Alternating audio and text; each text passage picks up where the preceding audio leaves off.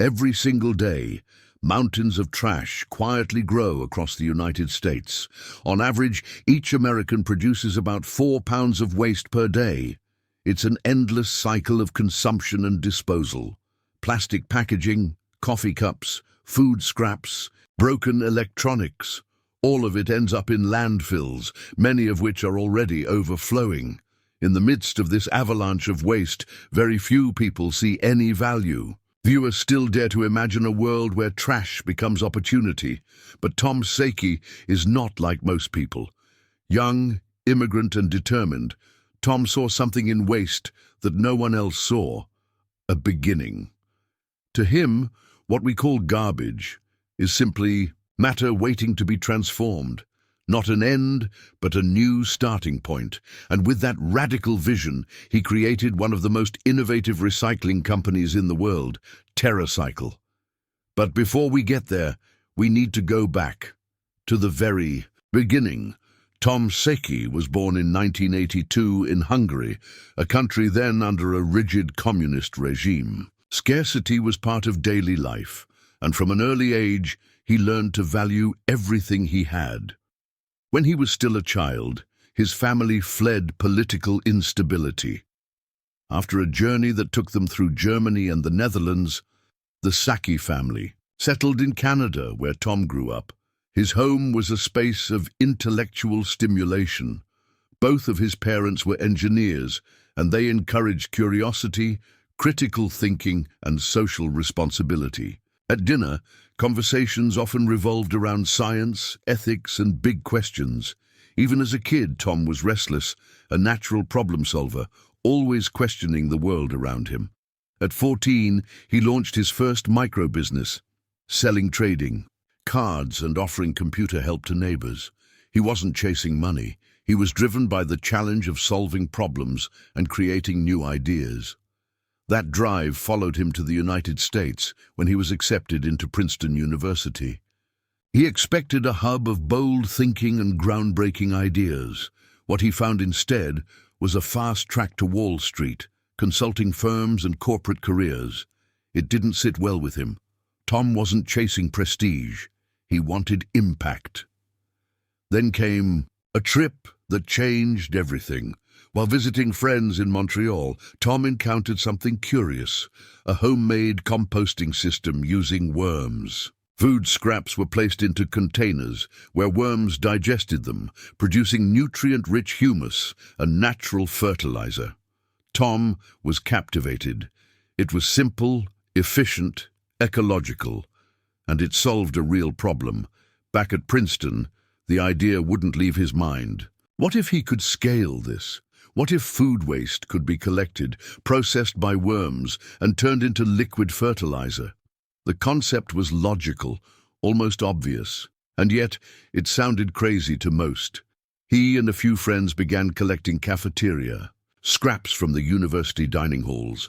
They created makeshift worm farms and bottled the resulting fertilizer in used plastic soda bottles, salvaged from the trash.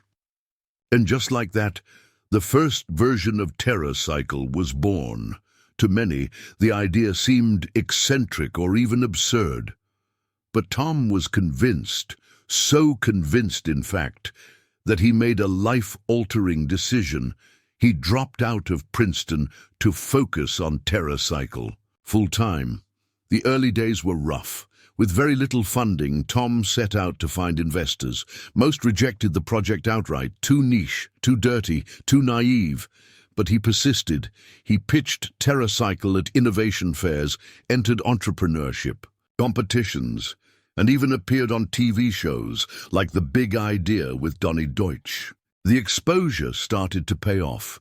His big break came when TerraCycle landed a contract with Home Depot, a fertilizer made from food waste, bottled in reused containers, being sold at one of the largest retailers in North America. It was an unlikely success story, but challenges soon followed. The fertilizer business plateaued.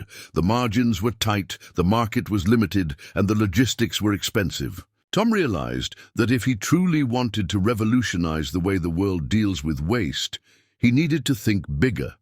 That's when he asked the question that would change everything. What if TerraCycle could recycle the unrecyclable? Toothpaste, tubes, chip bags, pens, toothbrushes, coffee pods, items that conventional recycling systems ignore. Tom saw a massive opportunity where others saw dead ends. If nobody wanted to deal with these materials, TerraCycle would. He expanded TerraCycle from a fertilizer company into a global waste solution provider. The company developed collection programs for specific waste streams and built the technology to process complex materials into usable raw inputs. But the genius lay not just in the technology, it was in the business model. Instead of relying on governments or individuals to foot the bill, Tom went to the source, the companies producing the waste. He proposed a simple idea. You made it, you pay to recycle it. Major corporations like Colgate, Nestlé, PepsiCo, and Unilever signed on. They began funding TerraCycle's recycling programs for their own hard-to-recycle products. In return, they improved their sustainability metrics, won consumer trust, and most importantly, took responsibility for their environmental footprint. Schools, offices, and community centers became collection hubs. People mailed in their waste to TerraCycle, items like used pens, snack wrappers, or cigarette butts, and earned reward points in return. Those materials were then shredded, cleaned, and turned into new products: benches, tote bags, playground surfaces. The impact was immense. Millions of waste items were diverted from landfills, thousands of communities engaged in the process. TerraCycle wasn't just recycling, it was building a new kind of circular economy. But Tom wasn't finished. If recycling was the cure, he wanted to find the prevention. That's when another bold idea emerged. What if waste could be eliminated altogether? The next chapter was called Loop. Launched in 2019, Loop reimagined how we consume everyday products. The concept was a modern twist on an old-school idea: returnable packaging. Instead of buying a product in a disposable container, consumers would receive goods in durable, reusable packaging, which they'd return after use. The containers would be cleaned, refilled, and sent out again.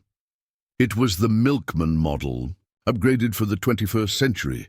Major brands jumped in. Haagen-Dazs designed sleek stainless steel ice cream tubs. Procter & Gamble created glass bottles for shampoo. Nestlé, Kroger, Carrefour, Walgreens all began developing reusable product lines for the Loop platform. Consumers could order products online or buy them in store, return the containers after use, and receive refills, all managed through a seamless logistics system. It was ambitious and complex. The hurdles were massive: reverse logistics, large-scale sanitization, consumer behavior shifts. But Loop wasn't just an environmental initiative, it was a new vision for commerce. Tom believed sustainability didn't have to be inconvenient or unattractive. It could be elegant, seamless, even luxurious. With Loop, he proved that reducing waste could enhance, not limit, the consumer experience. As Loop gained traction around the world, from the US to France to Japan, recognition followed. Tom was invited to speak at global summits, TED Talks, UN conferences, and the World Economic Forum. He wrote books like Revolution in a Bottle and The Future of Packaging, sharing his story and advocating for a new relationship between production, consumption, and waste. TerraCycle expanded into more than 20 countries. Billions of waste items were diverted from landfills.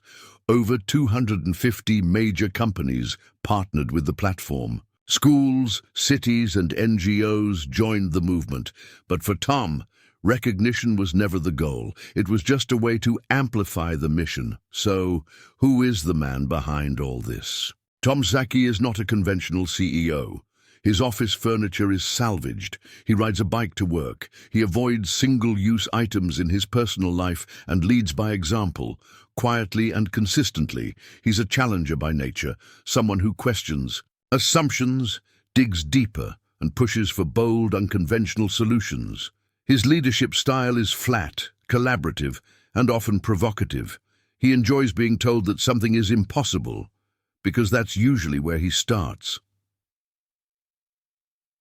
At home, he's a husband and father of two. He takes pride in raising his children with the same values he applies to his work: empathy, resourcefulness, and responsibility.